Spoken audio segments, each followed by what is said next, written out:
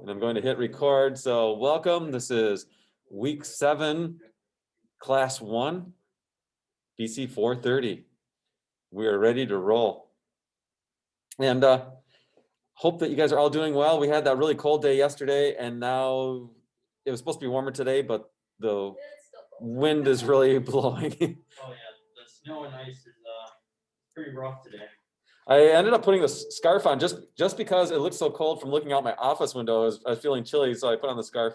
And then I thought, I don't know why I wanted to ask you guys. This just for some reason reminds me of a Harry Potter scarf for some reason. And I'm not sure if that's just 100%. imagination. What's that? 100% a Harry Potter scarf. Okay, because then I was walking around feel a little bit magical today. It's gonna be a magical day, and then I thought it's probably just in my mind, but it makes me feel good. But so yeah, if you guys are confirming that, there's a little bit something. Maybe if it was like gold and burgundy. So we were just watching a little bit of the jazz band concert from last night, and I was putting a little pitch out. Let me share screen.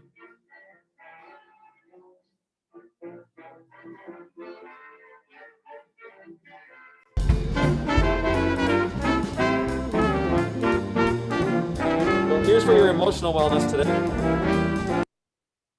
Whoops.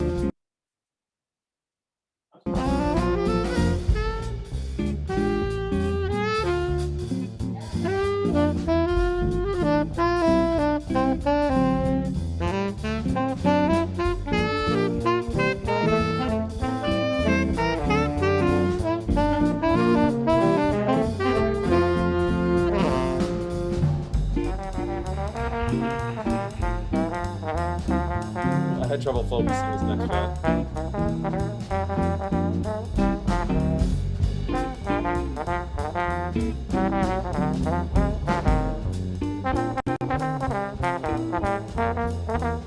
I could tell she was out of focus, but I was setting up the next shot.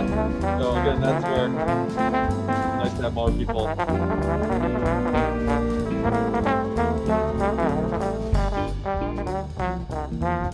I don't remember.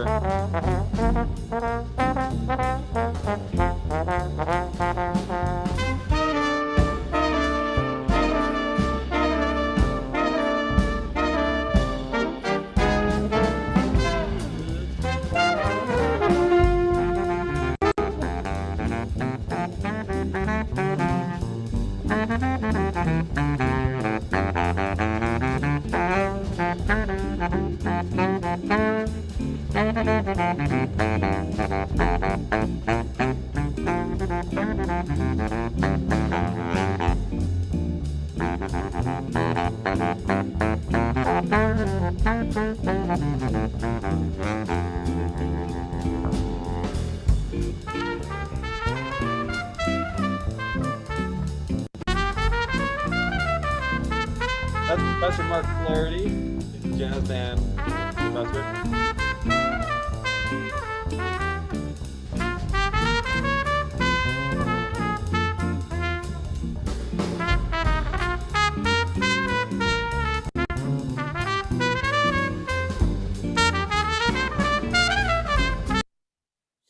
Anyway, so if you get a chance to tune into any of the virtual concerts, they're starting to stream those out of Reynolds Recital Hall when they have them. But what I was saying to Adam and Hannah in class here is that 2 years ago, Reynolds Recital Hall, the music department got a big grant for like $50,000 and said, what do you want to do? And they said, we want to put in this nice camera system so we can start streaming and broadcasting. This was like 2 years ago before COVID. And I spent a summer with Dan Zini speccing out equipment and putting together a system, and we worked it all out and got it installed. And so this year is the first year that it's actually, we've done 2 concerts now where we've been able to make full use of the multi-track audio. So that was another big investment of being able to set up a Dante system, of being able to put multi microphones and mic the different sections so you can get a really nice sound that you can mix before sending it out to broadcast. And so we have 4K HDR video along with multi-tracking, recording and mixing for the audio, and we can start doing some really nice stuff there. And Streaming services were you using? Facebook Live and like YouTube Live or? just YouTube right now. And so what the goal was is that we would start bringing students out of our program and use this as an opportunity where they can start getting experience doing that kind of stuff using PTZ point. I was going to make up my own acronym. Oh, yeah, pan, tilt, and zoom cameras. And so they're the same. I was just saying they're the same cameras that they use at the Detroit Symphony. So they're really nice, high quality cameras and some cutting edge technology that we can start for whoever's interested in learning. Yeah, we got one so far for sports for That's PTC. what they're, yeah. So anyway, anytime we have a concert like that coming up, we can fit maybe 2 people in the with COVID back in the control room, and we want to just start giving people experience, seeing what happens, and then getting on the equipment if they want to. Wait, so we can volunteer to do that? Yes. That'd be great, because I feel like sometimes I'm very apprehensive with sports, because like unpopular opinion, I'm not the hugest fan of sports. So I feel like a concert might be a little bit more. Mm-hmm. Yeah, I will just I'm trying to be good about announcements. Yesterday, I got the call. It was like, hey, can you help out tonight? And so I announced it in a few classes, but I wasn't very totally comprehensive in letting everybody know. Yeah, send me an email. Okay. Cool. So anyway, there's an announcement. Hannah, you got stuff going on with Marquette Ending Hunger? Yeah, so I'm trying to get a speaker from either the women's shelter or the warming center to come and talk to us about like their day-to-day jobs and what they really need for donations. And that's gonna be on Thursday night at 8. And just because it's speakers, we're gonna do a virtual meeting again this week. And if you're interested, I can send out the link at any time. All right, thank you. So again, we had the first meeting on Zoom last week, and it's Thursday, 8 o'clock. Thursday, 8 o'clock, yep. Contact Hannah for getting the Zoom link, or you can contact me and then I'll put you in touch with Hannah. So that is exciting. And then for next week, I'm trying to multitask here. That's what I'm looking for. I was getting medical terms out. But first, you ever get a gift that you just don't know what to do with? And so somebody gave me a USB tentacle like a few years ago, and it's just sat in my desk. I'm like, what do I do with it? And it's like, well, you plug it in. The light. No, it just goes like this. It's not what I thought that was. You just need 7 more and then it'll be an actual octopus, and you need a head too. Yeah. So anyway, then I realized it's like, okay, I know what we can use this for. I just want to put some feelers out today. For next week. I think last class we were saying we want to lighten the load a little bit because we're getting busy in the semester, and I'm starting to forget what classes I've talked to about this already. So it's just, you guys can't see it, but there's the tentacles still moving around, crawling. It's like rolling on the desk a little bit. I wanna know like why that was invented. Yeah. Why that was invented, Let's just make a moving tentacle. I don't know. Somebody just had a great idea. Let me scratch my head for a second. Maybe someone does like these after that. But so what I've been hearing most classes is that so we don't have a spring break. I actually had somebody email me on yesterday and say I missed class because the schedule said that was spring break, and I was Yeah, like, because they didn't get rid of the old schedule online. If you like Google like MU 2021 calendar, it's still doing spring break. do you? Because when I go to the Google Calendar, or I go to the calendar, it's all changed. But apparently there's one that's out there that wasn't changed. Anyway, all right. Thanks, Alex. See that you're late. Oh, and what house am I? I kind of like Gryffindor. What was I saying? Oh, anyway. So yeah, if there is a prominent, I said, what link were you looking at for getting that schedule saying we still have a spring break? Because since November, they've been all saying no spring break. They changed the registrar's calendar, but there was a PDF that the Academic Senate makes their calendar like 3 years in advance and then posts it online. And so there is a PDF from 2018. Yeah, it's the first link. I'm looking at it right now. Okay, is it, can you tell, like, is it from like created in 2018? That I can't tell. Does not say. Okay, anyway, so I guess there was a schedule out there. I cut them some slack. I'm like, well, you've missed a lot of announcements if you're still looking at that. Anyway, so we don't have a spring break. I also had somebody just email and say, ask, we're in the 7th week, and saying, for a different class, saying, hey, have we been meeting on Zoom? I tune in each week and nobody's there. And I'm like, we've been meeting for Zoom every class. I've been posting the Zoom recordings in Educat. The Zoom link is in Educat. Sounds like they're not going at the right time. I don't know. That's possible. Oh, that is a class where we changed the time a little bit. It might- It could be wrong time. That's a good point. Thank you. I have to turn this tentacle off because it kind of went to the edge of the podium and it's distracting me.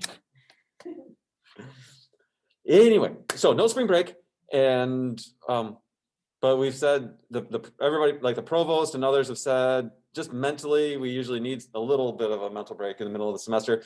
Plus, it's a time that you can use to catch up in classes. So if you look at our syllabus, I'm going to share screen again. We had planned on something like that. I have the wrong syllabus pulled up, so I'm not going to share it at the moment.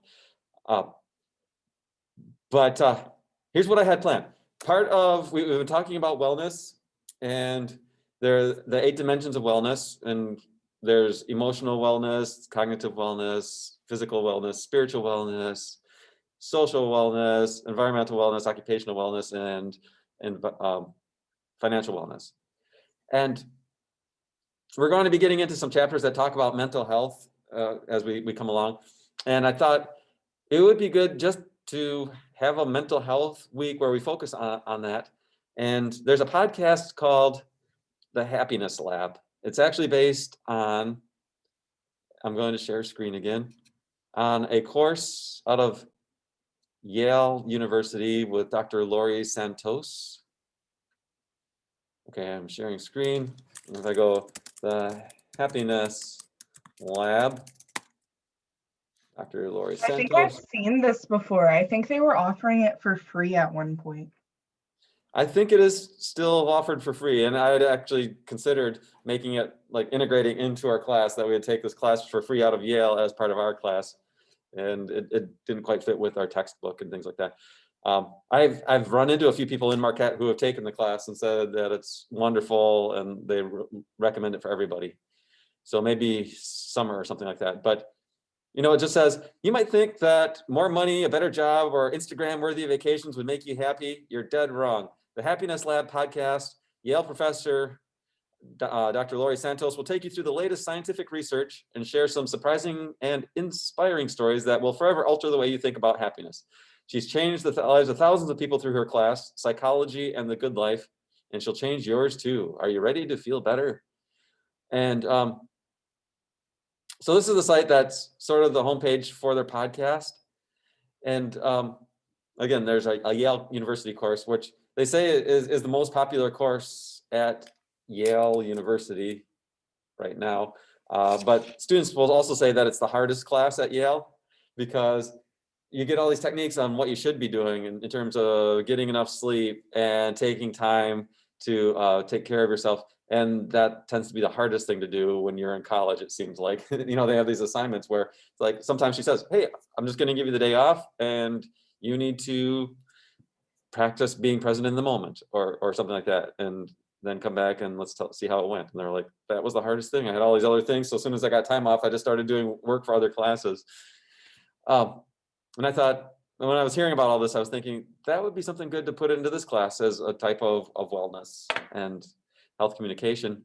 And so for next week, that I haven't written it up yet, but that's what I'm going to have you do. It's in the syllabus. I just need to give you the details, but I'd like you to listen to at least one episode of this podcast. You can get it on Spotify.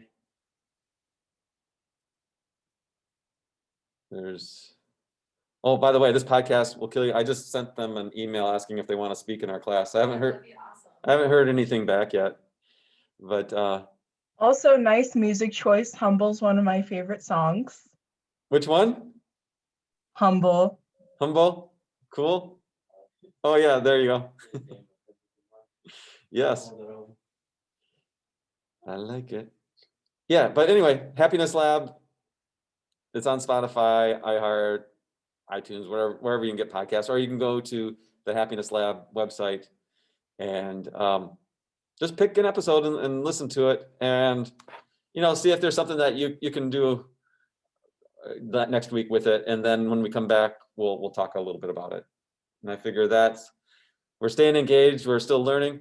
I'm going to try to catch up on a few things with our EduCat site during that time. And if there's anything important, I'll let you know. But let's just say we're not going to plan on any scheduled meetings next week. If you want to contact me, I'm still around, and I'm happy to follow up or do any work with you that we need to do. But that will be our assignment for next week, as well as if you want to get ahead on writing those short reflection papers. And I'm also still working on coming up with, I like the idea of a take-home exam for our exam. So I'm putting that together. And whenever I get that out to you, I'll release that. So I'll drop that. Our new exam's about ready to drop next week.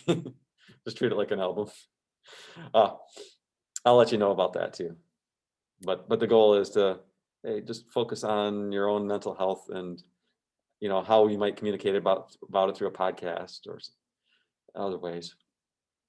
I like that idea. So that is, I just wanted to get some feedback. Put the feelers out on that, if that sounds all right.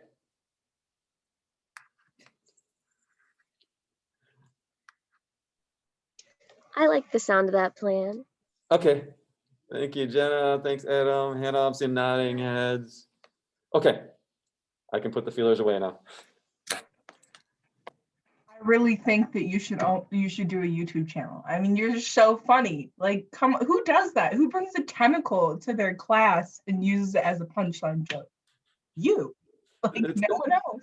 It's not my fault. Somebody gave it to me and I had to find a use for it. I blame the person who gave it to me. But thank you for that. All right. So what we need to do is, I enjoy being with you so much, I end up being a little chatty at times. So I want to get back to what we were talking about with course material. So next thing is going to be our terminology for this week. And in our chart, if you're following along, if you have it, we have like this front page. And then on the inside page, there's this blue section that just says terminology sets. And I skipped ahead last week to surgical procedures. There it is. Great suffixes like desis and ectomy and plasty. And there's a section right below that that's diagnostic procedures. And that's the next section that we'll cover. So what I can do is share screen again and give you a little list to continue. And let's go to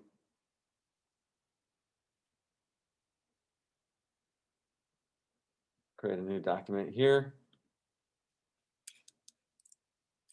So week, week 7. I want to come up with a catchy name for these, like med terms, but it sounds too much like midterms. You could panic. Midterms, what?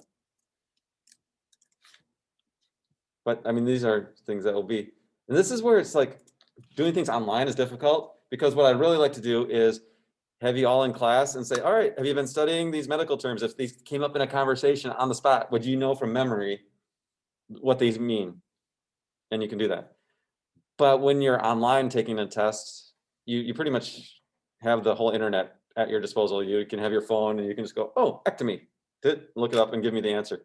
So I'm working at finding how do I assess how well you know these terms. I have a few ideas, but I'll let you know. So first one, is aspira or aspiro or aspirate. Oh, remember the slash O just means sometimes you have a connector vowel. And so that means removal. Essay. And normally I would just say, hey, look at your chart. They're all right there instead of me just repeating it all. But I realized that I made this, I think, just a recommended thing, and you didn't have to buy the chart. So I'm just going to type them out real quick. So essay is to examine or analyze, auscult. And if you have any stories about any of these, like from personal experience, feel free to say, oh, I had that once. I know talking about your own health is a little bit, sometimes you don't want to share because it's personal, and that's a good thing. You need to be conscientious about what you put out there because it can affect the way that people treat you. Like even in terms of insurance, escultate. And then other times people are always talking about their health conditions and it just becomes TMI. I think there was a Saturday Night Live skit where somebody started talking about anal warts. And it was just like so gross, and the guy's going, they were simply huge, and everybody's just like, oh. So I guess that falls into know your audience. That's a good health communication lesson to learn. Electro, so echo is reverberating sound, like echocardiogram. Like echolocation, like that bats Echolocation, use. like bats. Electro, you might guess, has to do with electricity. Gram is written record, and you hear these like an encephalocardiogram, or EKG, and you think, oh, that sounds technical. And then you just realize, oh, gram just means a written record, or telegram. You can remember telegram. And graph, the process of recording, telegraphy. In fact, we have graphy. Oh, so graph is an instrument for recording, and graphy is the process of recording. And meter is an instrument for measuring, like a thermometer. Have you ever used a thermometer?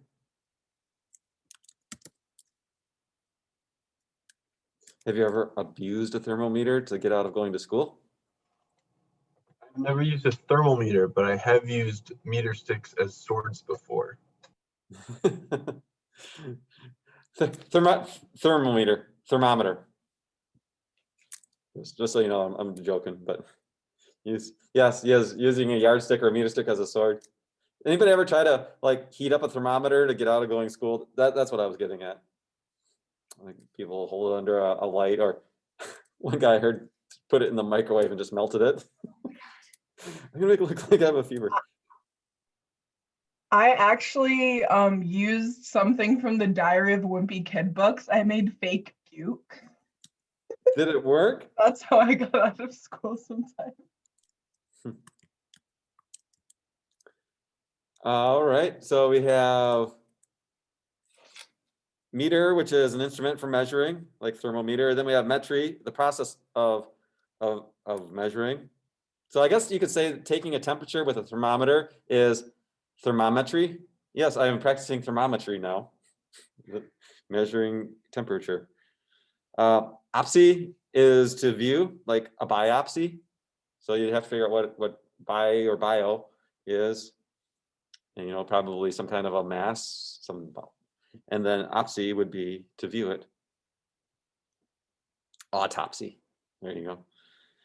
Palpo or palpate is to touch gently. So sometimes when they're saying, let me, do a palpitate. I just made that word up. I'm going to do a palpitate. Percussion. That one should be fairly or percusso should be self-explanatory. To tap. I'm feeling a bit percussed at the moment. Tapped out. Radio. So you can really abuse these and expand your vocabulary. So radio, like radiology. What do you think that has to do with? You guys tell me.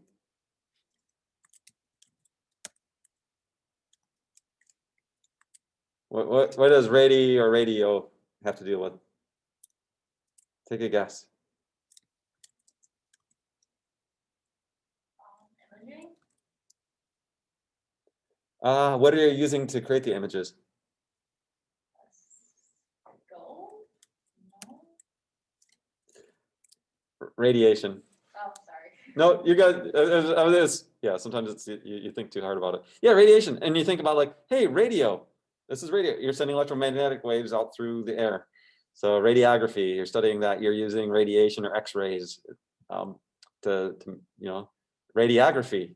So okay, there's the practice of recording something with radio waves.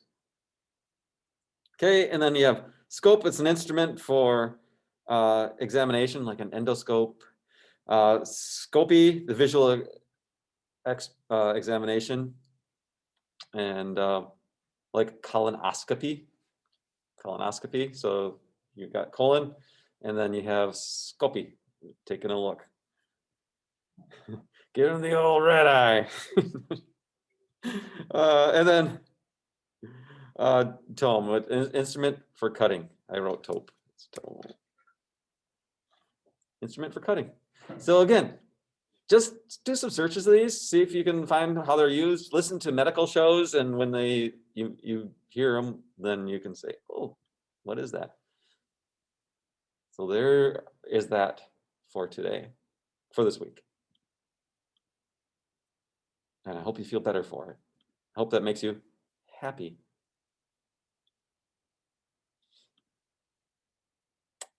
Next on the docket then, and I will put a link to this in EduCat too if you need a backup plan.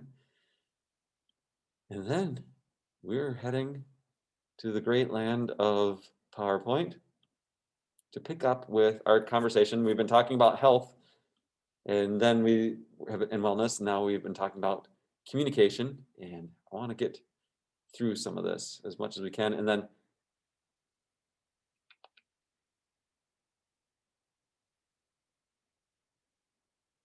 I think that's the one.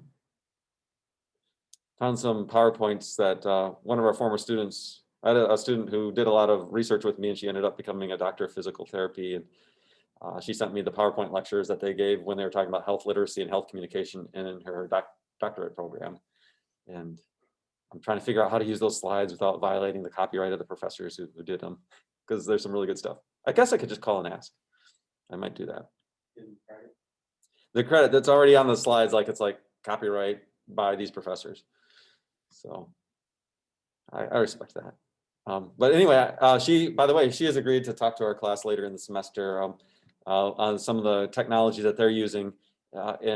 She's down in Indianapolis doing physical therapy and just the communication technology they use on a regular basis, as well as she double minored in Spanish, so she gets into translation too when they have Spanish speaking patients. They'll often call her and say, help. And then privacy is another topic that she has a lot of good information about. That whenever we're communicating information, that's something that you may not think about, like in other types of communication. But this is, as we were saying, this can be really personal information, and it's protected legally. So you have to be careful about what forms of media you're using. You know, sending something through an email is not a secure means. Anybody can hack an email system. In fact, I think we're not even supposed to be sending grades via email unless you give permission here at the university. So you can imagine if somebody has a vital health condition that can affect their employment or the way the public treats them. You know, all of a sudden you get diagnosed with Ebola, and you know, you might want to keep that personal for a while. Anyway, so she can talk with us about HIPAA and things like that. But before we get into all that, I also did just get confirmation this week. I think I already told you the director of marketing and communications for Marquette General is going to talk with us in April. I set a date, and she's excited to talk with you guys. I bring those up so as we're learning about things, kind of in your mind, be thinking of questions that you would want to ask them. I know the director of communication, marketing communications just said, you know, I offer all of our guests, I'm going to send you some questions in advance so you can prepare. And I have a list going, kind of like I did with Dr. Carroll, but if you guys have anything, oh, I'd really like to know this from this particular person, let me know and I can put that in the questions I send in advance. But you're always free to ask during the conversation too. Let's start here. We had talked, as I was going through these things, we talked about the communication model, the source, message, channel, receiver, and feedback and noise, and differences between interpersonal when we're doing this face-to-face, and then we have some limitations if we start doing mediated interpersonal, like going through a phone, you know, and then we have mass communication. And start this, I go through these characteristics of the different types of media because now in our book, as we start looking at different communication processes, like Dr. Carroll was talking about, hey, if I have to break news, or I'm really trying to reach somebody and connect with them, this is what I do. And then what we're thinking is, okay, so what are the benefits and constraints, or term that I really like to use that I learned in grad school was affordances and constraints of the different technologies. Affordances means every technology makes it easier to do some things. And if you really get technical about the term affordances, it's going to come up in later. I have some research articles, but it's not only what it can do, what it makes it easier to do, but how. And it's part of the design. Affordances, when you get technical, if I see buttons, that's an affordance. That means, oh, I think I'm supposed to push this. It's just intuitively, I know by the way it's designed, this is an affordance of a phone is touching things, because it's like I can click.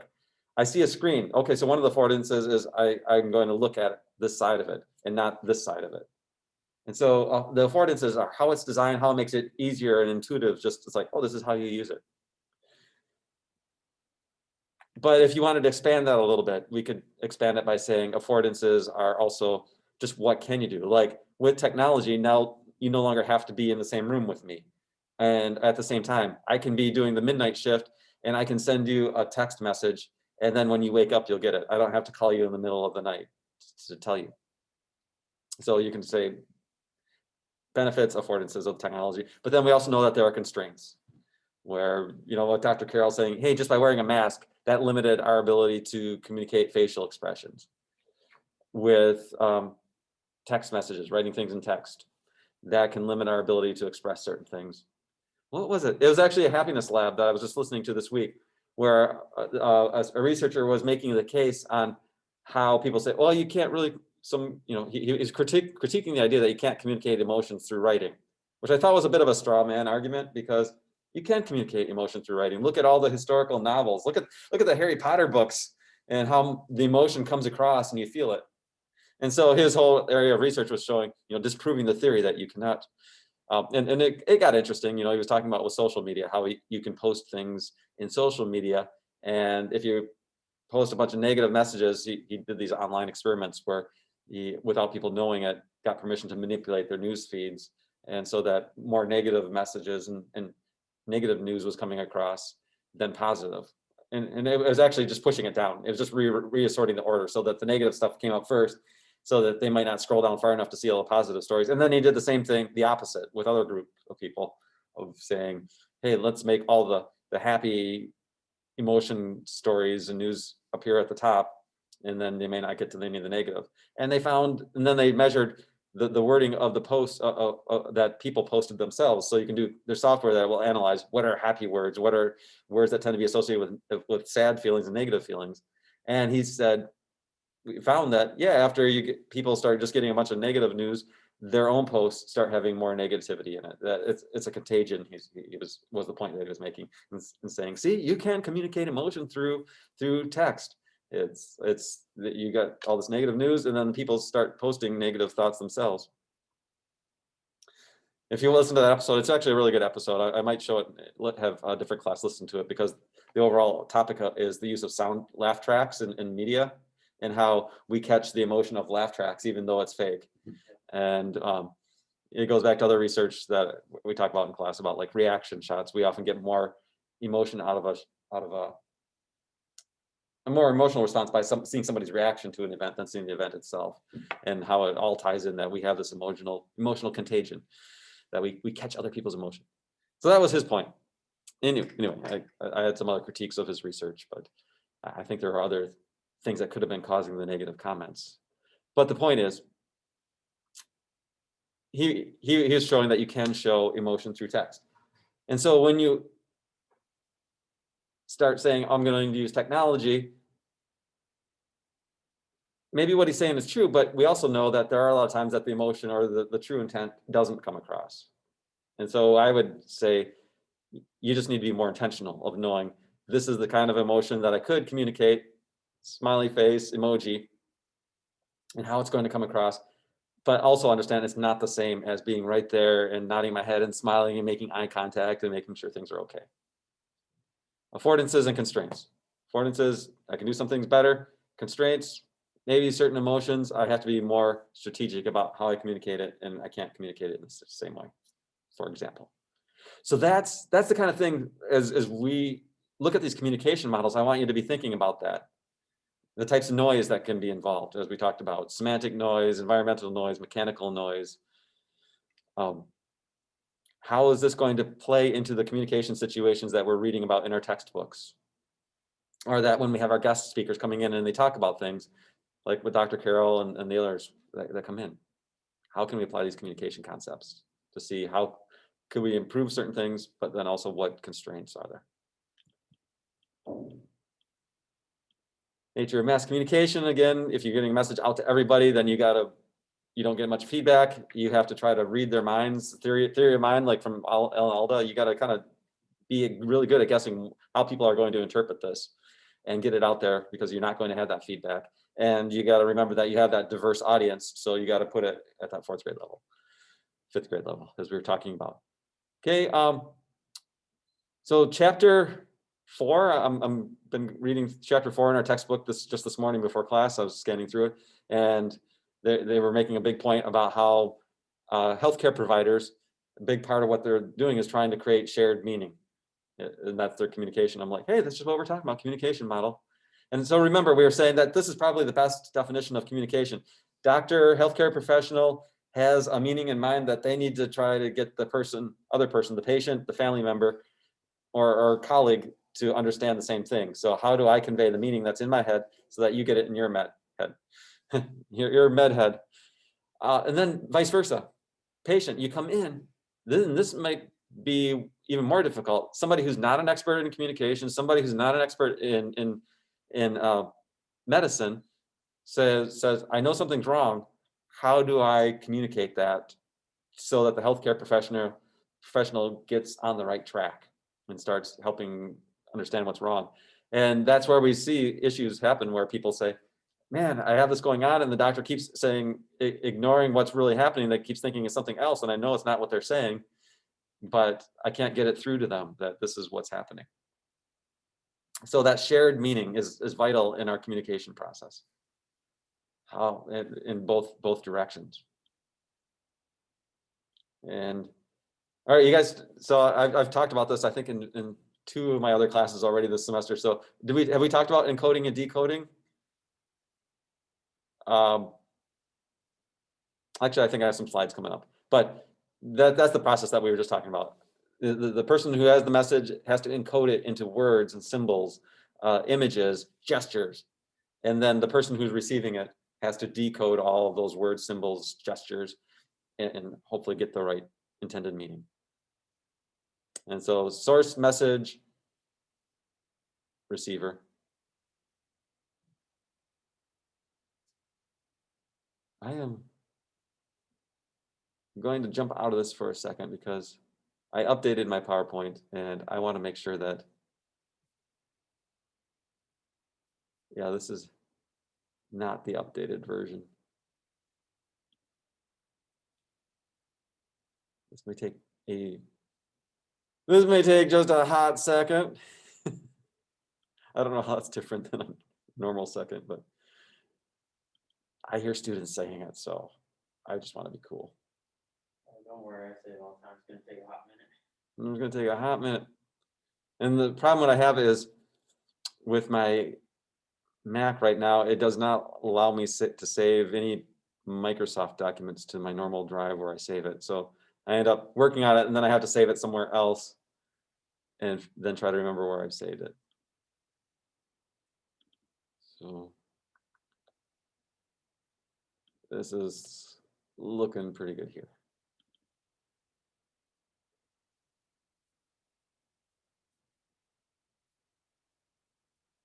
Well, still not exactly what I was thinking, but we're gonna go with it for now. Oh yeah, this is, oh yeah, this is the one.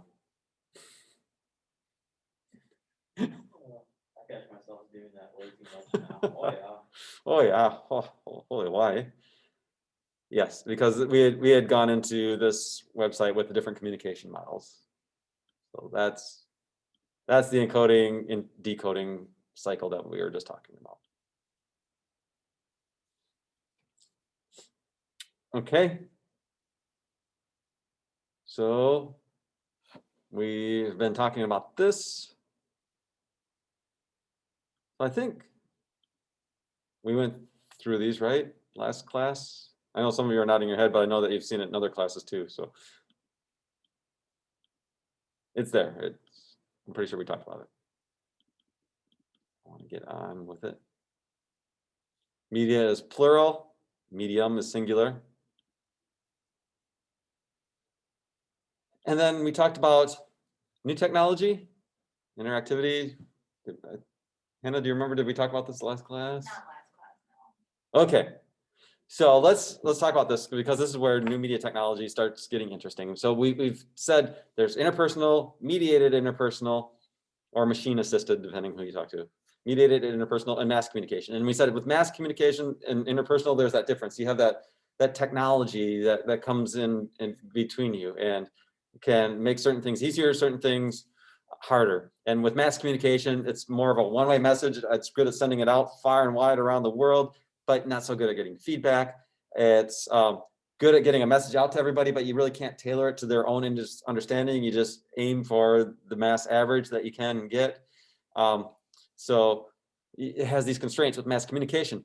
But with the invention of a little thing called the internet, it gives us the ability to blur all of these. And a key term is interactivity.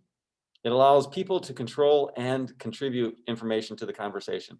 And so when we were talking last class about, I don't think we looked at one of the communication models, but it has two people, and it's just like these arrows going back and forth, where each person gets a chance to change the direction of the conversation and alter it in some way. Mass communication, you can't do that. With the internet, with mediated, I should just say with the internet, now we can start doing more of that. Every person who is an audience member, they're getting these messages from the internet. So there's maybe an organization like in mass communication, CNN puts up their webpage and it's all there for everybody to see. And everybody who's a receiver, whether they're organizations or individuals, can get that message. But unlike mass communication, every individual has a pretty direct ability to provide content back. Now you can start doing discussion boards. They can start their own blog post and become their own source of mass communication. They can start their own YouTube channel.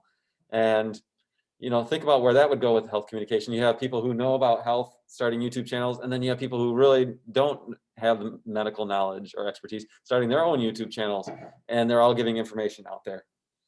So every person, instead of being like a sender and a receiver, I like to use the term user. Every person just uses the media both as a sender and a receiver. Content producer, content receiver, audience member.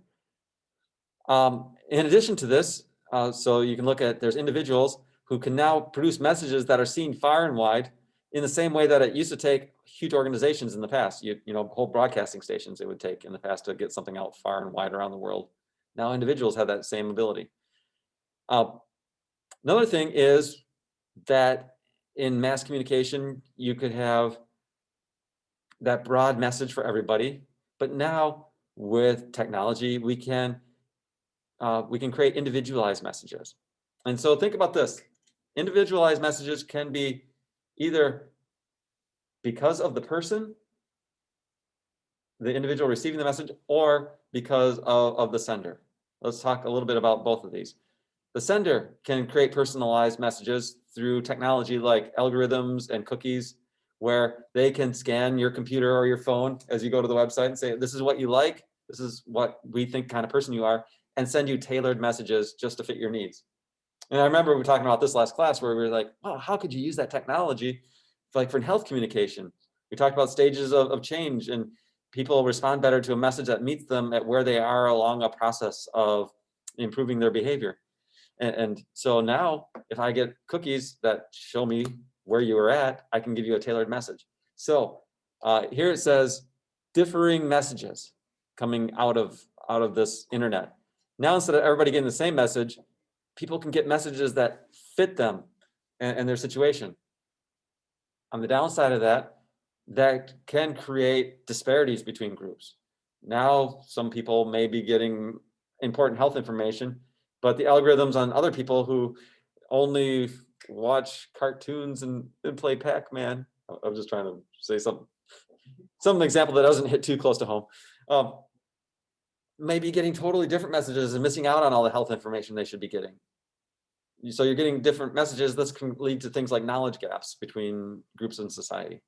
So it can be good because you can tailor made to the needs, but there also can be a dysfunction, if you want to call it that. It might be creating problems of haves versus have-nots. Okay, that's from the sender's perspective of sending information out, of tailoring messages. I'm making a note to myself.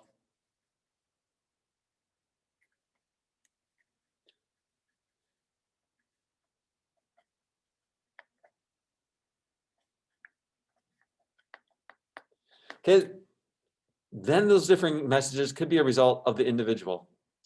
And these are based on things like selective exposure, selective attention, and selective perception. And we talked a little bit about these in previous classes, but just to recap, what do you guys, do you remember what selective attention is? Sorry, let's start with selective exposure.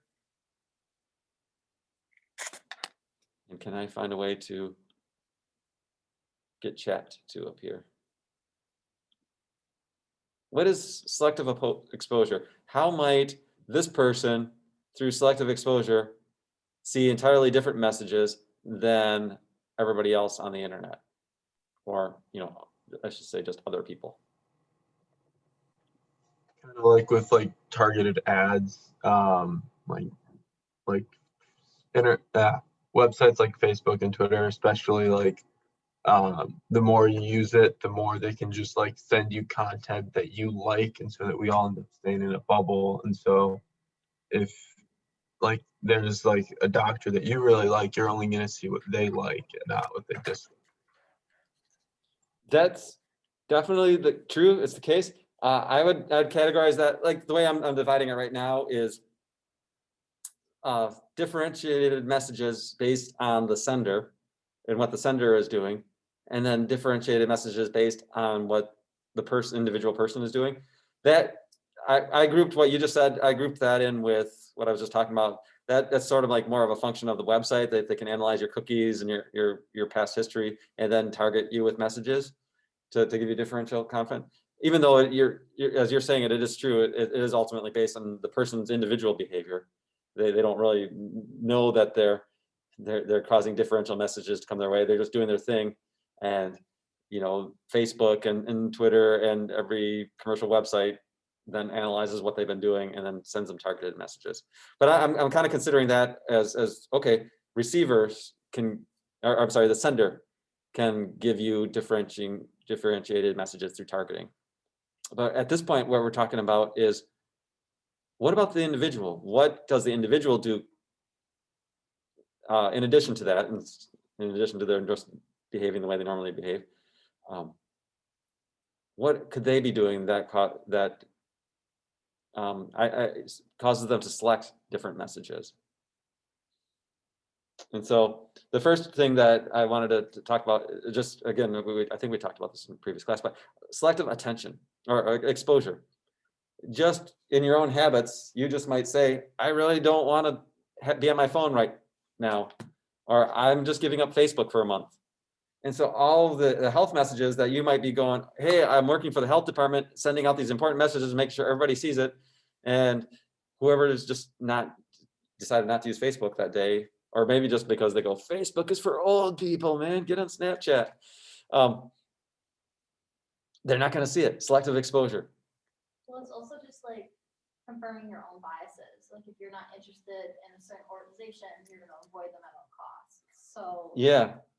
Or like I can use like a health example is like if people really don't like learning about healthcare, or if they're skeptical about like what media is saying, the last website they're gonna go to is WHO or CDC.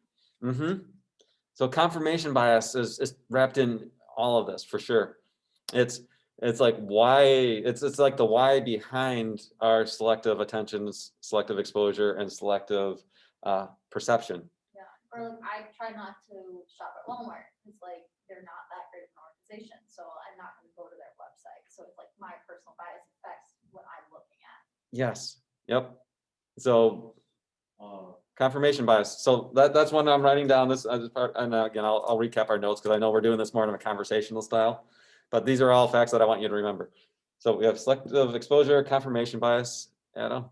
So is it like saying that someone's like closing their mind off to like a certain thing? So like relating it to COVID, how some people with the news and stuff and like the medical research that says that showing that COVID is true, that some people just like throw it off. Yeah. Like a lack of a better word. So Adam's just saying, is this like when people just will disregard messages and just not believe it or throw it off because they just don't believe it? You know, if it's depending on what side of COVID they are, you know, if they hear wear your mask and they just go, that's a bunch of baloney, and they don't do it, it doesn't matter how much you're going to tell them, it's just going to push them farther in the same direction. Yeah, it's the same idea. I'm just tying this in, and what these are there's a lot of research in persuasion, particularly in persuasion, but other fields that have shown this for decades, that we tend to tune into messages that support what we already believe. We just feel more comfortable, and you could tie this even into psychology of social psychology of being with groups. People tend to like form groups with people that they already agree with and people who are like them. And so this psychologically is just an immediate extension of all of that. Of we just want to go to things that we already are familiar with and we support and like, and kind of reject things that aren't. Okay, Hannah. Well, I was just kind of thinking is like, it also creates a conversation on both given sides, like without confirmation bias. So like the signs in the bathroom that you guys were talking about a couple of days ago about like not falling, like being a sheep or whatever it was saying, like we still were able to create a conversation on that. Like even though like I necessarily don't believe this or Adam doesn't believe it, doesn't mean that like it's not getting into our conversation or our media flow. Right. So Hannah was just saying that it can still, even if something that you don't agree with is out there, if you get exposure to it, it can still enter our conversation and we can still end up talking about it, the message, which is true. But we still have to go through some of those filters to get there. So first of all was selective exposure, that I could have just said, as soon as I see like the first little bit of that word, I go like, nope, I'm not even going to look at it. You know, or that might actually be selective attention. That's hard to do though, because you're like, Yeah. interested in what's Yeah, if you want to going on, know. and then you're kind of just like poking fun at it, or you're just saying like you disagree with it, or Mm-hmm. And so, but at the same time, I mean, there, like, to take it to another example, there are some people in social media that they, like every other post is a political rant, and whether I agree or disagree, they're just so harsh about it that it just puts me in a bad mood. And so I've gotten to the point after, for years of that, as soon as I see it's their name, I'm not even, I want to stay connected as a friend and I want to be there, but I found myself every time I see that a post from that person, I go scroll. Okay, what's the next one? And I don't even want to be exposed to whatever they had to say. So in that case, that wasn't going to lead to a conversation because it didn't pass that selective exposure. yeah, that makes sense. But then the next step is selective attention. If you are exposed, maybe they did get it to a platform where you get your message to a platform where people are going to be exposed to it, where it's the TV station that they watch, it's the social media app. And so, okay.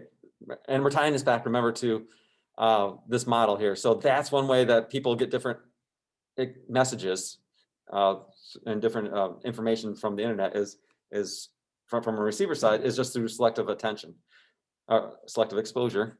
And then selective attention is just what you devote your mental energy toward, what you decide to think about.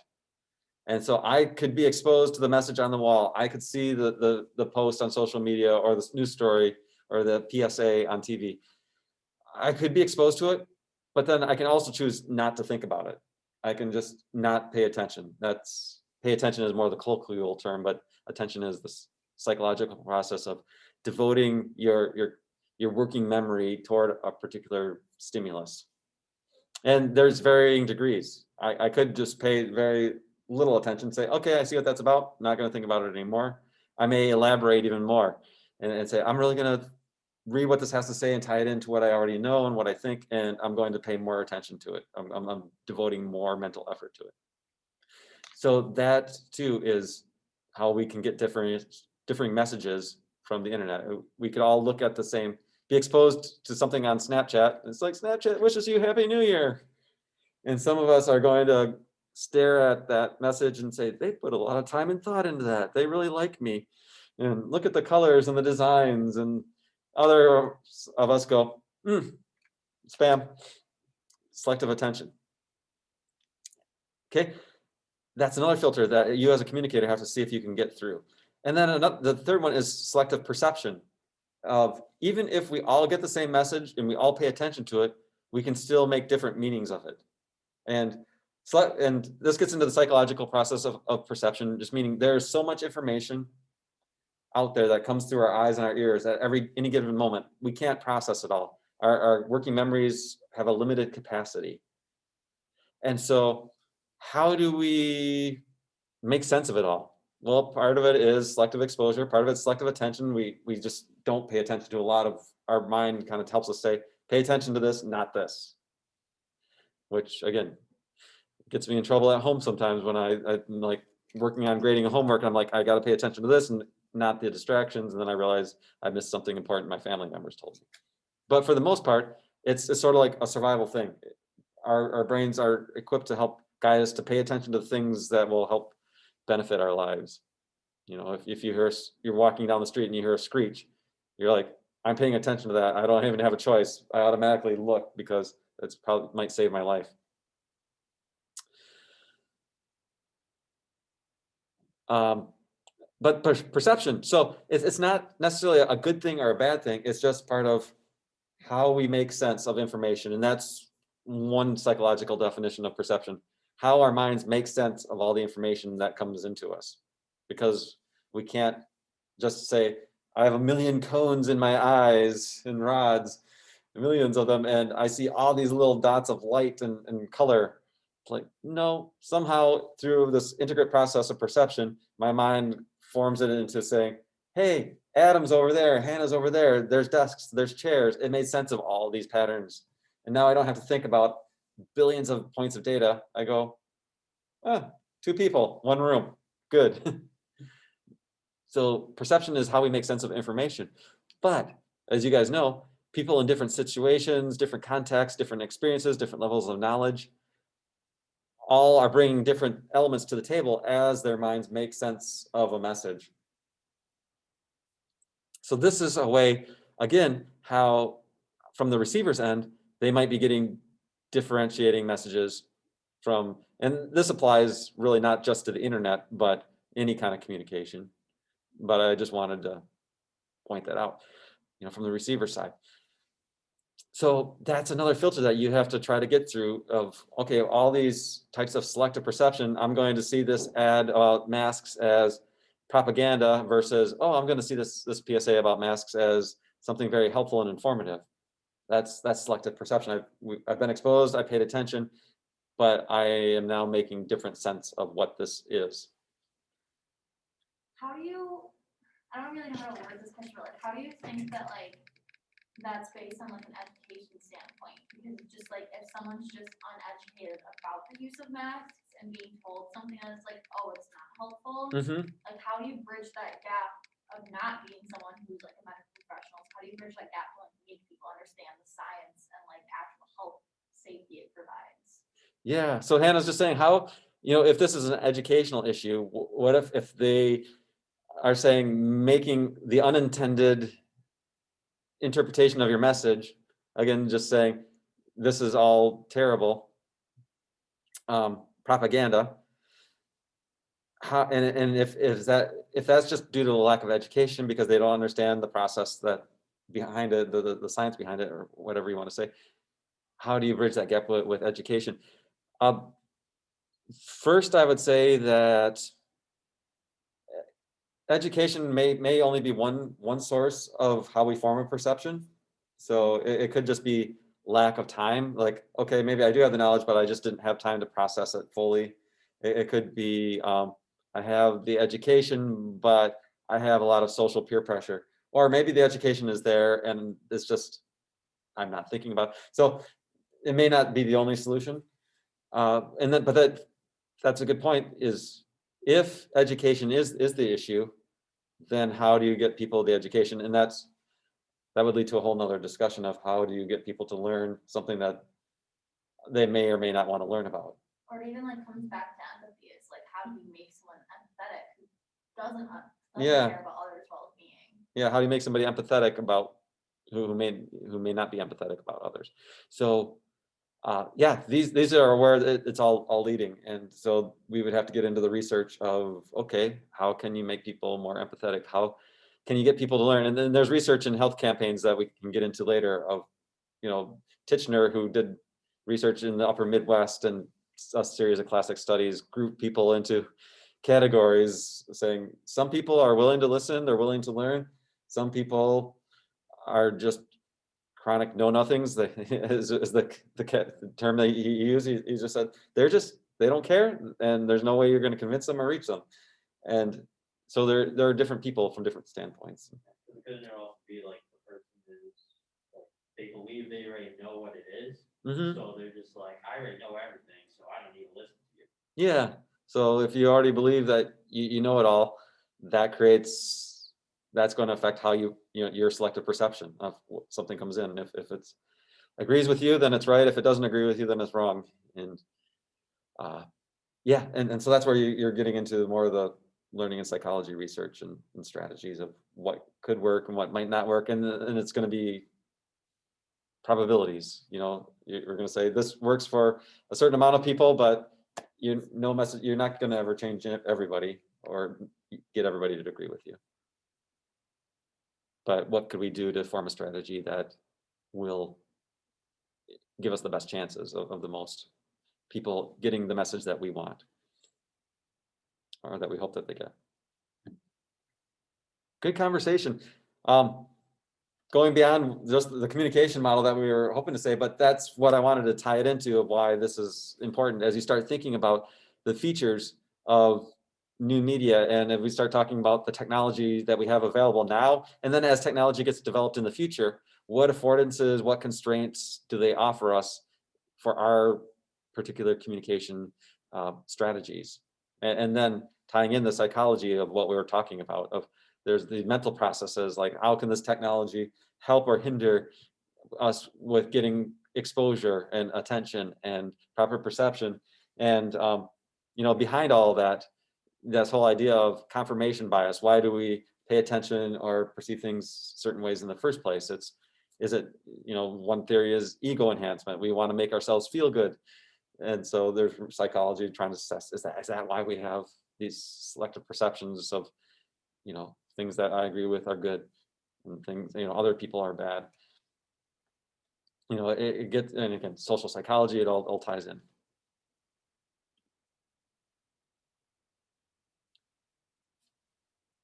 So communication and media are more than just the individual attributes and elements of the technology and these models. And I think we did talk about this last class. We were just saying it's about building relationships. It's between the sender and the receiver and the message, the sender and the technology. Maybe I really love phones, so if you send me a message over the phone, I'm thinking it's great. And you might have somebody else who just goes like, those smartphones are the worst thing ever invented. And if you send a message over it there, it's kind of like they may not like receive it as well. Okay, sender and the technology. I'm great with EduCat versus, oh, I don't know what to do with EduCat. You know, and I do a horrible job presenting an online class. That's going to change, you know, the sender and the technology. Change my message. Receiver and the technology. So, okay, networks, how all these devices are connected at a large scale. So there's information flows. Who gets the information first? Who gets the information last? Who passes it to whom? How does it change along the way? Speed and depth of diffusion. There's a whole field of study of diffusion of innovation, diffusion of news, that you can just start talking about these patterns of flow. I do remember talking about this, or was I just rehearsing in my office before I came? But like what's collected, as we were saying, in past forms of media like radio and television, you can't really collect data on who's watching very easily, except through like Nielsen surveys and things. But with internet technology, it's quite easy. You know, hey, sign up agree to our terms of service, and now we're gonna measure everything that you click on and how long you stay on every page and who your friends are and what products you like. And now we know a lot of information. And so this network affects now through technology affects all these relationships. I don't know if you guys haven't seen The Social Dilemma. That's a good show. I showed it in 2 of my 3 classes last semester. But That's the documentary on Netflix, right? yeah, it's more like a drama documentary. It kind of like they fictionalize it, but they still have some interviews with real people. There's some really good ones done by Frontline PBS from like 2 years ago called The Facebook Dilemma, I think is what it was called. It was a 2-part series, and that was more documentary style, same things. But then the Netflix one that just came out this year, they kind of dramatize it and target it toward I'd say more of a teen, high school age level. But if you guys haven't seen it, we could watch it in class. It's really useful. It's talking about how we form these relationships, but now we have these companies that have inserted themselves right in the middle of that relationship, collecting our data and manipulating the relationships so that they can make money off of us and causing. I really liked it because I thought it was very thought-provoking as well, because it kind of brings in the topic of ethics specifically, because in all of these, you know, technology is still so new. So it's not like with health, you know what I mean? How hospitals have all of these rules that they have to follow. Like social media really isn't being limited as much, I guess, by rules. Yes. Yeah, ethics. I mean, and ethics is a huge part of health communication as well.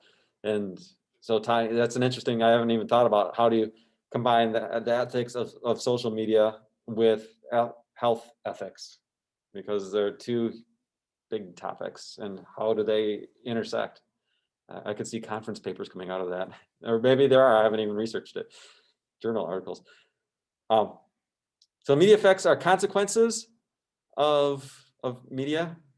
Who says what to whom, through what channel, with what effect. Harold Laswell, I really feel like we talked about this, but is this looking familiar to you guys? Maybe?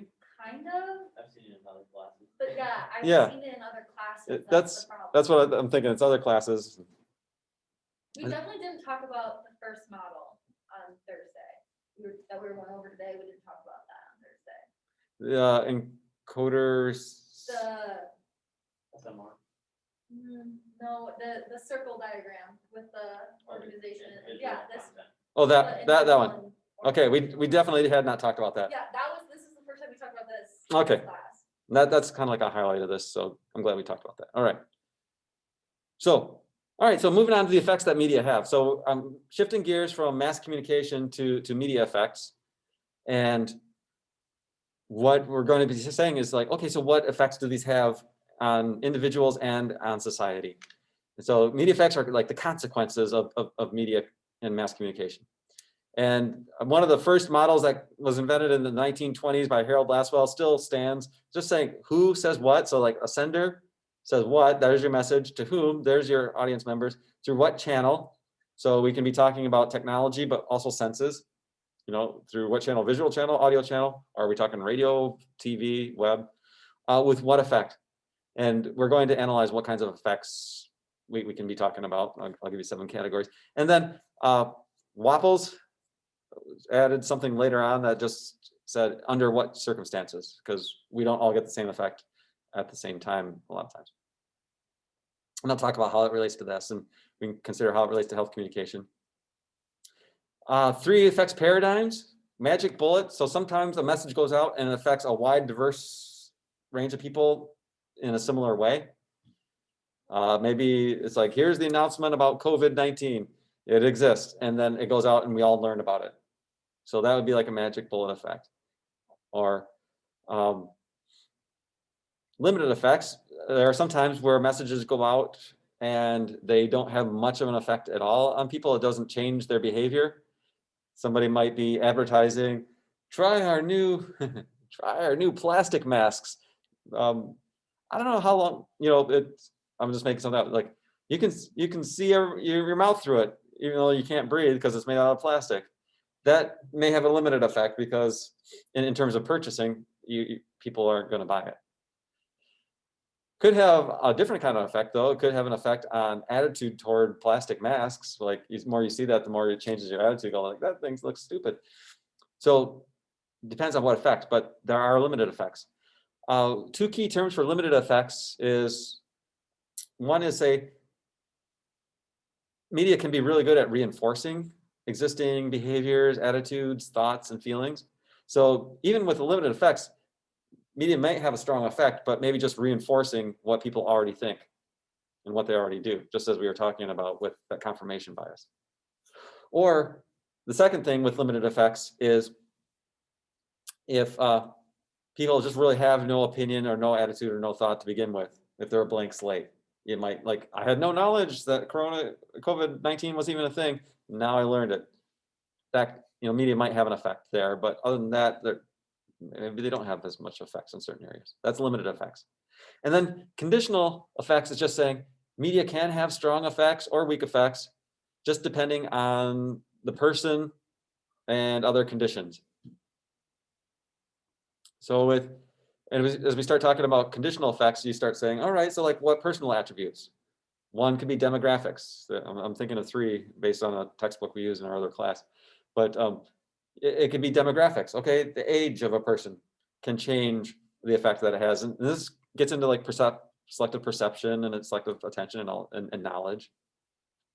So if somebody is old and they saw what life was like before telephones, they might have a different perspective of messages that come across on social media than somebody else. So demographics, age, sex, education, income level, lights, action.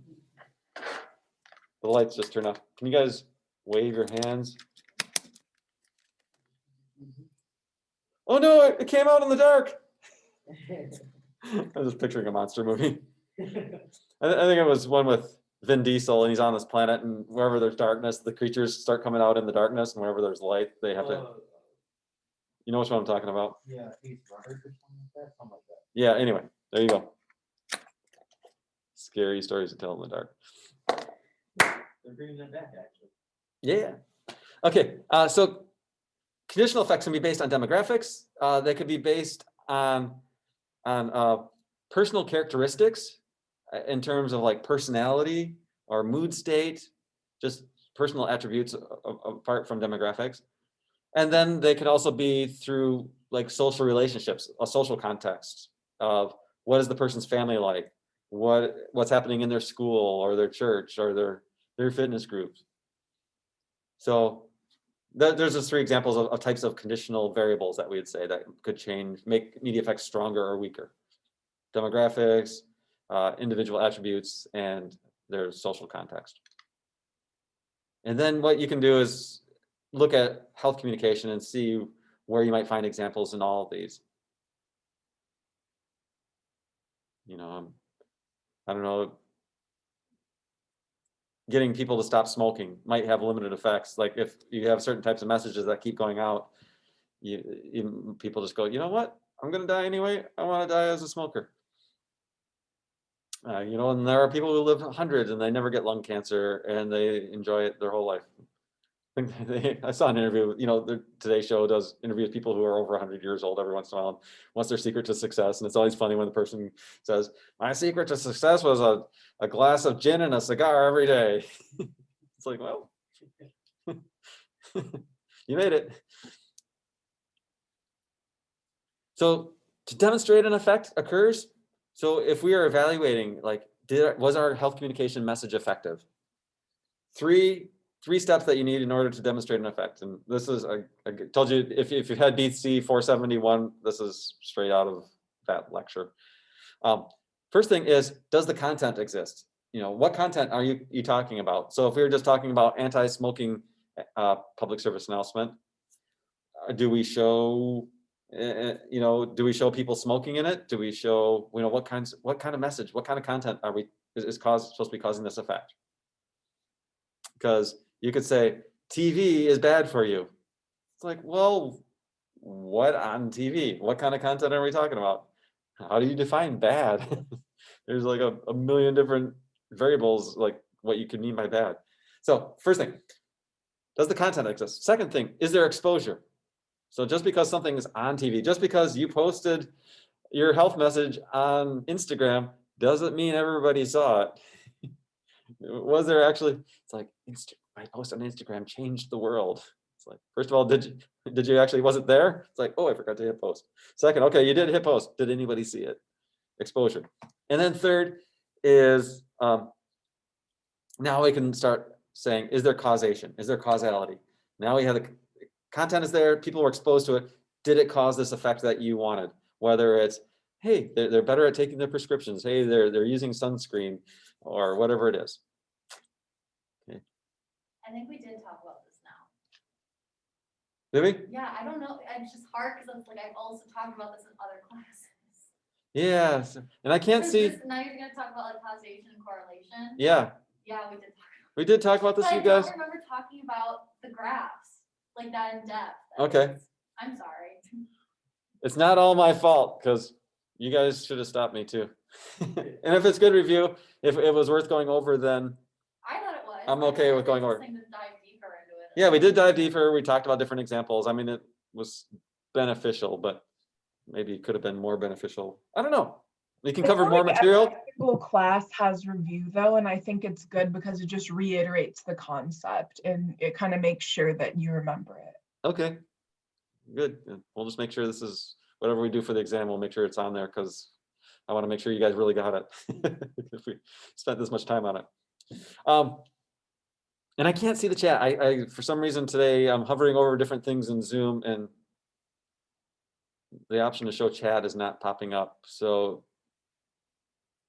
just let me know if you got something to say through the mic. But let's go through this real quickly. So causation. First of all, you have to have correlation. Two variables are related to each other. If people are seeing the no smoking PSA and they're stopping smoking, we're like, all right, this could be a correlation. But there are three possible explanations for correlation that we'll get into. Actually, I did not include that as a slide, but I would like to include that as a slide just because it's important. Three explanations for correlation. Let me jump out here. I think I can do drawing on Zoom, can I? I think so. Oh boy, this is like a new thing. We're going to go to a whiteboard.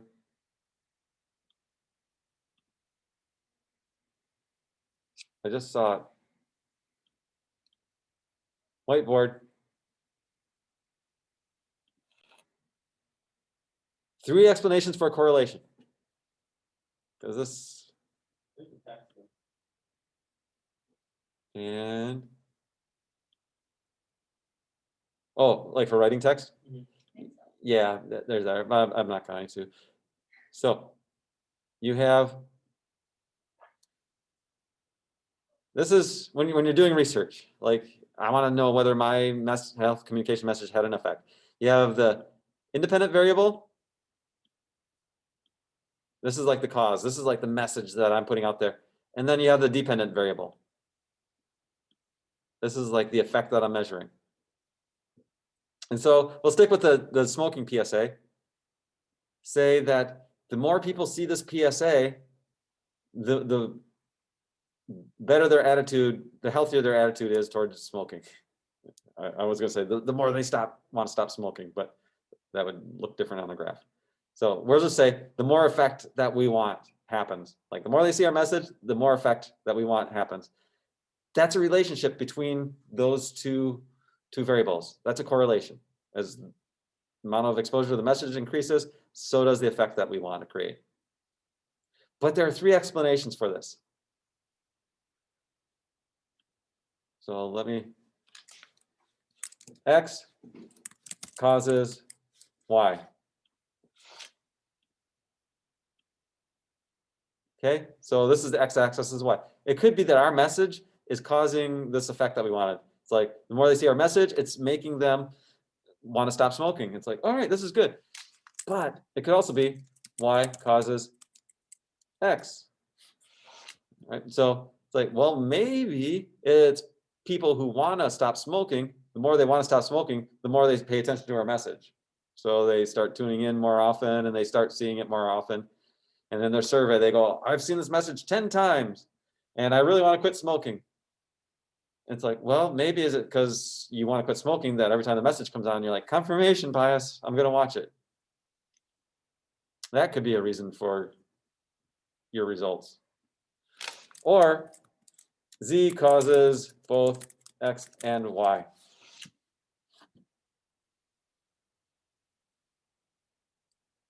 So maybe it's something that it's a spurious correlation, that these are not really affecting each other at all. It's some third variable that maybe it's prices of cigarette tax goes way up. And so now it's like, well, I can't afford to smoke anymore. I guess I'm going to have to find some other hobby. I guess I'll start watching TV. And because of that, I am seeing this ad all the time.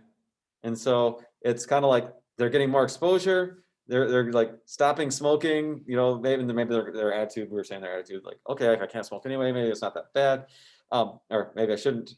So their attitude is changing, but it's not their attitude causing them to watch the commercials, PSAs, or the PSA is causing them to want to stop smoking. It's the price of cigarettes. So any correlation, anytime you get to a survey and you get these 2 variables that are related, you have to remember, okay, there are 3 possible explanations. So then, surveys are really good for showing us that in doing our research. But if we want to actually show causality, we want to show which one of these is the answer, what's happening, then we got to get a little bit more fancy. Or is it fancier? More fancier. You can do panel studies where you just do multiple surveys over time and say, okay, what was the correlation at this point in time, then later on, what's the correlation later on? And you can kind of get a sense of, okay, was it they're really heavy TV viewers and then maybe they're first and then later on you see the attitude change, or was it the attitude was there first and then their TV viewing changed later on? Sometimes that can work.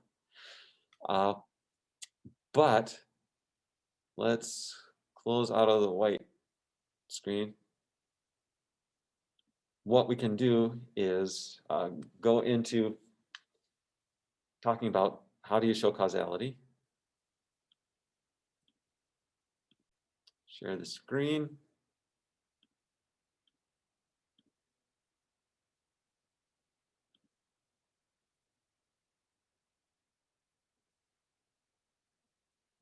Okay, to show causation or causality, you got a correlation. First thing is, are the variables related? So do you have a correlation? Second, can you show that the cause happened before the effect? So time is a big factor. If I want to know if it was the ads that caused the attitude change, I can say, did they see the ads before they had the attitude? Or did they have the attitude before they saw the ads? So time. And then the third one is no other explanations. Is there any other variable that might be causing this? You know, is there a Z involved somewhere? Is it the change in cigarette prices? And the way that you can really show causation is experiments. In an experiment, you can have control groups. You can create this artificial situation to say, we're gonna keep everything the same. We're gonna get 2 equal groups of people. And then we're going to show one group a health message and the other group just an entertainment message and see if there's a difference. And in that case, if we see, oh, the group that saw the health message changed their attitude, the group that just saw entertainment didn't, we can say there's a correlation. And then we can go to number 2 and say, can we tell what happened first? Yeah, it's like they had equal attitudes to begin with. Then I showed the health message to one group and their attitude changed. This message happened before the attitude change. I can show cause before effect. And then were there any other third variables, any other explanations? It's like, well, if I kept everything else the same and I controlled the experiment really well, I could say there was really no other factor. The only thing that really changed was my health message. Then I can say, I think I've answered that too. And I have evidence that this health message worked. It was the cause. That's the directionality they say. Now I can determine the direction of that correlation. It was message causing the attitude change. All right, so that's the kind of thing as we're looking into the effects of health communication and media. Did our communication, did we say switching our wording from calling somebody a doctor to a healthcare provider? And we want to say, did that make a difference? Well, we can choose. It's like, okay, are those 2 terms even correlated out in the real world? Let's do a survey. And then maybe they'll do an experiment to see if that makes a difference. And so as you're looking through the research, pay attention to those things. 7 classifications. So let's talk, this is where I was saying, as we start thinking about what effect our communication might have, it's really important to be precise. Are we talking about changing a behavior? Are we talking about changing somebody's knowledge or what they believe? Are we talking about changing just the way they feel, their satisfaction, their emotional wellness?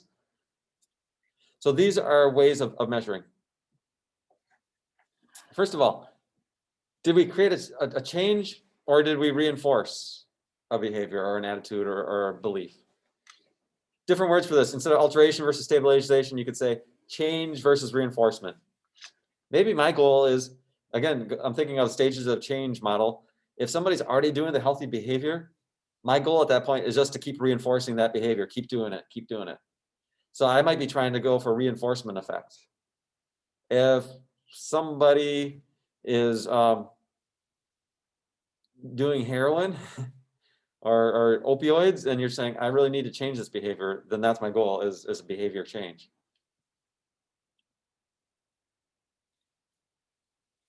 Okay, what are you affecting? Is it cognition? Cognition just means their beliefs, their knowledge, thoughts.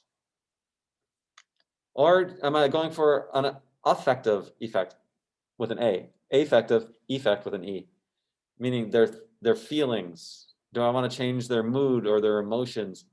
Attitudes are a combination between are both cognitive and affective. I might say, what do I think about masks? My attitude depends on my rational thoughts of cognition, but also just the general feeling I have, and those combine and go, that's my attitude towards wearing a mask. Behavioral, that is an outward action that we can actually see. So if somebody says, I am now throwing away my heroin needles and I'm checking into a clinic, that would be a behavior. And remember that these are probably all happening at the same time, but with research, with statistics and such, what we can measure, often you have to narrow it down just to say, let's just focus on one thing. Like before somebody behaves a certain way, we might need to change their beliefs like Hannah was talking about. So let's start focusing on what kinds of messages we could create that would change somebody's level of knowledge or their educational level on this issue. In that case, we are going to study the cognitive effects of our message in hopes that it will eventually change behavior. So like, just a quick question, kind of just like on your examples, like obviously like a heroin user, like that's like an addiction. So that's like, can be classified as like a mental illness. And so like, I'm gonna use Pathways as an example. Is like they give out free needles for like safe use because it's like, if you're gonna do it, then you might as well be safe with it. Mhm. So like, what kind of like factor or effect does that have? Like, oh, well, if you're a heroin addict, you can still get clean needles anywhere. Because of course, we're trying to keep them safe, not using dirty needles, but like what effect does that have on like the communication and health side of things? Yeah, so you got lots of questions there. So I was just like thinking, because I Thinking just about, found yeah. that out the other day and I was like, oh, that's Yeah. interesting. So Hannah was saying, so talking about like heroin addiction, that's an addiction would be classified as a mental disorder. So again, we'd have to say, but then the addiction, the mental leads to the behavior. So starting just with that phase. So in that case, you have, well, what's going on there? You could almost, in this case, physiology is a part of this. But normally when we're talking about, does our communication change somebody's chemical makeup? You know, there's more that affects a person than just our messages. So in communication, mainly we can affect beliefs and feelings, not necessarily the chemical part of the equation. But there is definitely a mental and emotional element to addiction. So we could say, in that case, for an addiction, you know, it's this cognitive and affective elements as well as the chemical that are creating this behavior that they keep doing it. So that's, if we are trying to change that behavior to get them to check into family teaching homes and work on it, how do we change that behavior? Well, through media messages, most that we can do is try to reach them through thoughts and education, feelings, you know, what kind of emotional persuasion could we do in hopes to change the behavior and get them to go toward more likely to say, recognize they have an addiction, maybe see the problems that it's causing, and then take those next steps. Then the next part of the question was, but family teaching homes also gives clean needles to intravenous drug users to say, if you are going to be doing it, we don't want you just dying of diseases. And what impact does that have? And that, again, I think that would just be a whole area of research. It's a good question to ask, but it's like just like an interesting like thought, because of course you don't want someone dying of diseases for a mental illness such as addiction. But it's like, is that feeding into the addiction or is that helping them more? Yeah, it's a big question to debate. And I listened to Keith Richards' autobiography 2 summers ago.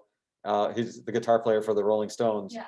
And talking about the program in Europe, I think it was in England, where they were giving heroin to heroin addicts because they didn't want them getting contaminated heroin. So, but then there was like this really pure stuff. So their friends who had the prescription were just giving it to the rest of them so that they could get the really good stuff. And again, it just opens the health debate of, is that counterproductive, or how helpful versus counterproductive are those kinds of techniques? But like I'm kind of like interested in researching of like what's like the death of like overdoses of heroin versus like infection from heroin users. No, that's a health question to research for sure, but it ties into the communication of what do these actions communicate, and does that have an effect?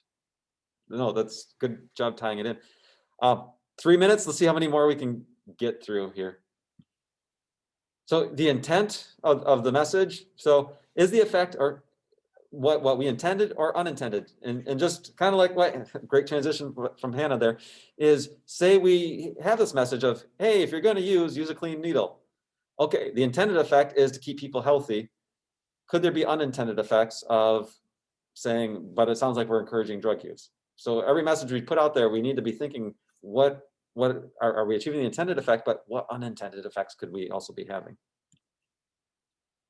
And then how enduring are the effects, long-term or short-term?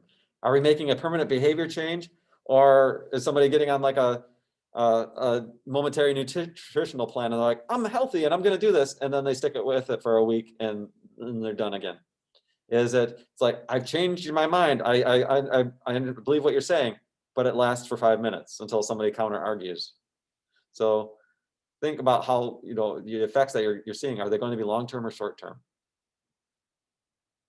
What about the message is causing the change? So content, that you could say that is the meaning of the message.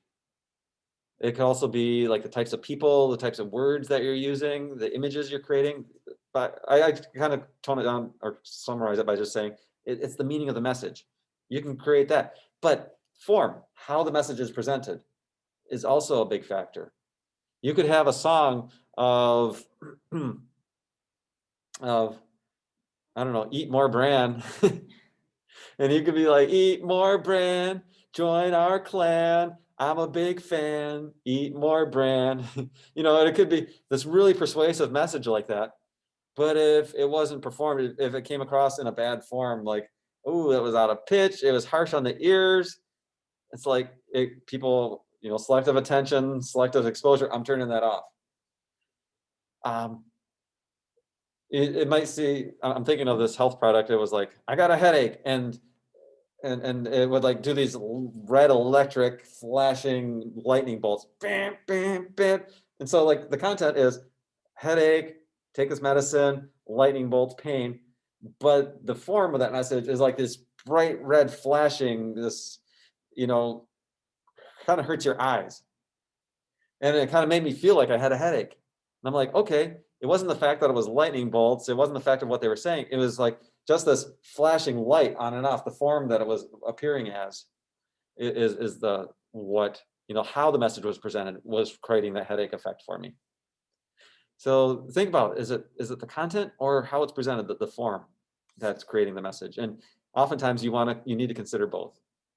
Like if you are doing a message, it's like, we're going to do this message, but we're going to do it as a banner ad that pops up on somebody's Facebook page. Pros, what's the unintended and intended consequences of that? We're almost there. I want to get you thinking about the micro versus macro effect. Micro means you're having an impact on individual people. It could be one person, it could be 500,000, it could be 5 million people, but the effect is taking place within each person. You know, healthy people 2030 is the government's goal for people. And maybe we get 100,000 people who listen to these messages and they improve their health behavior. That's a micro effect. This is talking about units of analysis. What are we measuring? We're measuring individual people, like millions of them. That's personal. Like, and that's another way of saying it. Is this an individual effect? Macro means you're changing society as a whole, like the structure of society. Some instead of saying macro effect, sometimes people will say it's a societal level effect. In this case, instead of measuring individual people, I am measuring culture. I am measuring our economy. I am measuring knowledge gaps. Large groups of people. Does this group of people, this, you know, at this economic level, know more than this economic level? And can I change that with my message? Like the whole zip code thing that we were saying, that zip code can determine your life expectancy as much as your genetic code in some places. If we could change that, that would be a macro effect. We change the nature of our community and society. Micro effect is like each individual person. Are you getting the immunizations that you need? Are you getting the nutrition that you need as individuals? So the way I in my mind, I think about it, if I could measure this effect in just by talking to a single person or measuring a single person, then it's micro. If I need to survey like a whole bunch of people or actually just study the nature of our culture, then it's talking about micro. Like our democracy, the nature of our democracy, has that changed in some way because of my message? That would be a macro level effect. I can't measure the nature of our democracy by looking at one person. But if 1 million people see this ad for aspirin and 1 million people buy the aspirin to reduce the risk of heart attack, that's micro because it's happening within each individual. I didn't change the nature of our society. But if I say, oh, because of my message, I just noticed that the visits to hospitals across our country have decreased, then that would be a macro level effect. You got like 1 more minute? This is the last one. Cumulative versus non-cumulative. Key terms, consonants and repetition. I'll say it again, consonants and repetition. I'll say it again, consonants and repetition. I think you see what I'm doing there. It just, how many times did you have to see the message before the effect occurred? The same message. You're seeing, again, whatever health message it is. If you have to see it multiple times before the effect finally happens, then you say, oh, it was a cumulative effect. What happens if the effect doesn't like change the person's mind or it doesn't like fully come across? Is it just still like non-cumulative then? So and this is like, if this is all assuming if there was an effect that occurred. Yeah, So if effect didn't occur, then you just say, well, there's no effect to classify. It wasn't cumulative or non-effect. Okay. There was just no effect. gotcha. Or, excuse me, you'd also have to check and see, or was it a reinforcement effect? Could it just appear there was no change, no effect, but really you just kind of kept the status quo of what they had? Yeah, because your cumulative and non-cumulative is like how many times the person's actually exposed to it Mm-hmm. in order to change it. Yeah, yeah, cumulative versus non-cumulative. How many times have they seen this message? So maybe for me, I, see, again, don't smoke messages, and I don't smoke, and the more, as I keep seeing it, there's this cumulative effect that just kind of reinforces I just keep not smoking. And it's a cumulative effect, because as I see more and more of them, I just kind of stay more and more stable in my behavior. All right, guys. I'll send you some email announcement to follow up, but actually we have Wednesday or Thursday. Thursday, yeah. We have Thursday. Yay. I just got happy. I was like, I'm not going to see you. I just said we're not going to meet next week. And then I got sad. So I will see you Thursday. Have a good night. Good Wednesday. And we know we're going to have an awesome Thursday because we'll be together. Thank you. Dr. Chevy? Yes. Oh, I just wanted to say that I arrived late, but I was here for the majority of the class. This is Kelly Richards. Oh, hi, Kelly. Thank you. Hi, thank you so much. Have a great day. All right. You too. Thank you so much. Bye. There were about 5 times I was thinking about taking attendance. I'm like, oh, but I didn't want to interrupt. And so I never did. So